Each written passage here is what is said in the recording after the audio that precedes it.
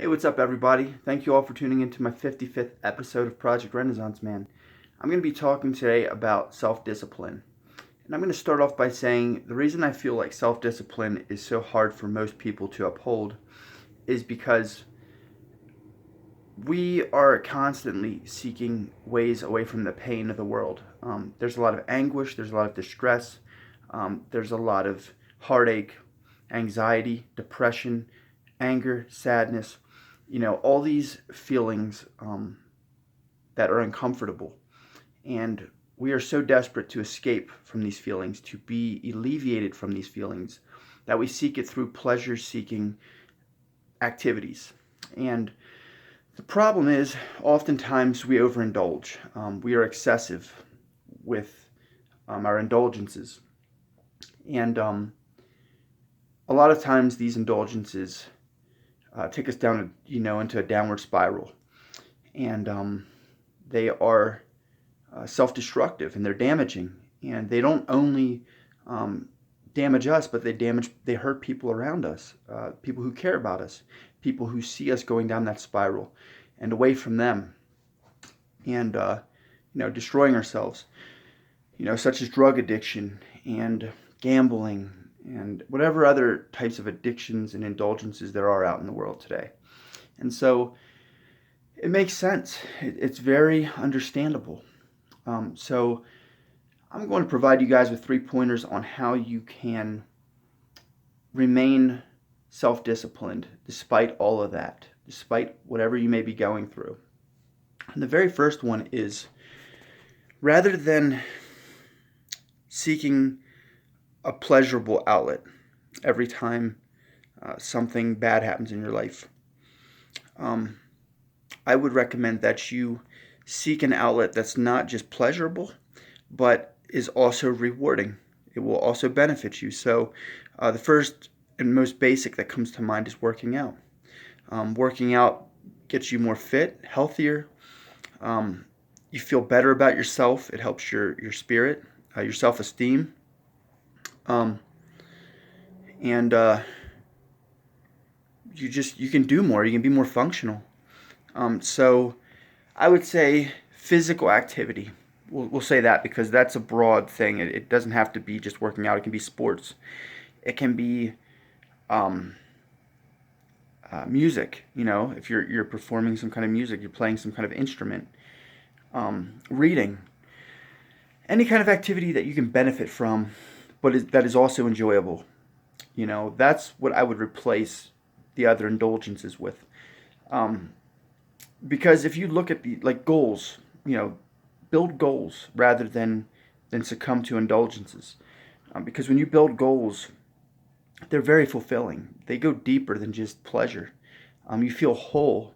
You feel like you have another purpose.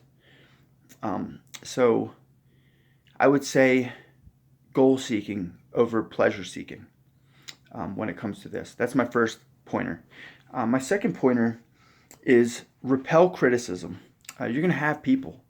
They're going to hate on you.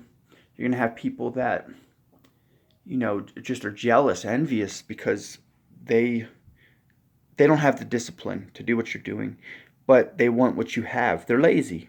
And most people are lazy. They're intellectually lazy. They don't care to become smarter. They're physically lazy. They don't care to become stronger and more fit. You got these people that want to talk about how they work 70 hours a week. That doesn't impress me. That's a fool to me. What time are you giving your family? What time are you giving the people you love? Your passions, your goals? You don't have any, maybe. I don't know. But, they want to brag about how they put in 70 hours a week or whatever. And, I think to myself, that's because you have to. That's not self-discipline. That's obligation.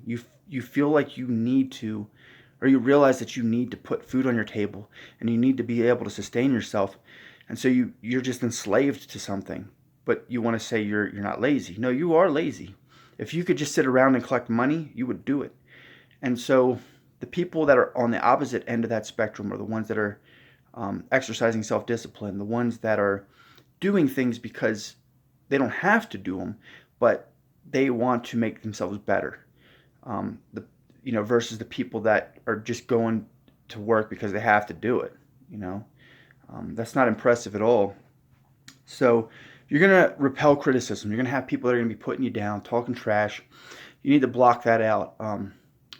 If you give to that, you end up sapping yourself of energy because you are letting it get to you. You're letting it become this emotional imp that's just leeching you of your energy, and you don't need that. You need to stay positive. Third pointer I have for y'all is ride solo. Be okay with riding solo. You need to get used to riding solo. Socializing is good. It's good to have a social life, very much so. I don't advocate against that at all. I say, it's very important, essential even, to have a social life. But that doesn't mean just socialize with anybody. There's quality in socialization. There's certain people that are going to give you the McDonald's-esque quality of a conversation. It's going to be just trash, if at the least enjoyable, but there's no substance to it.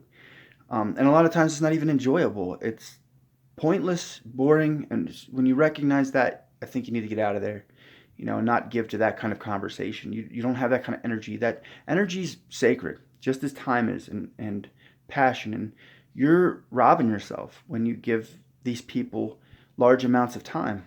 So get used to riding solo, because riding solo in its nature requires a level of self-discipline to abstain from all that is around you, anything that could be a temptation or pressures or influences, any of that stuff.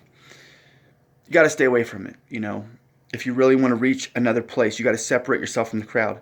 If you want to be above the crowd, bigger than the crowd, greater than the crowd, better than the crowd, you need to ride solo and aspire to greatness. Look at the people that are great, and I build inspiration off this too. Like, I will see other solo warriors and I will look at them and I will admire what they're doing, because it's what's required, to reach new heights.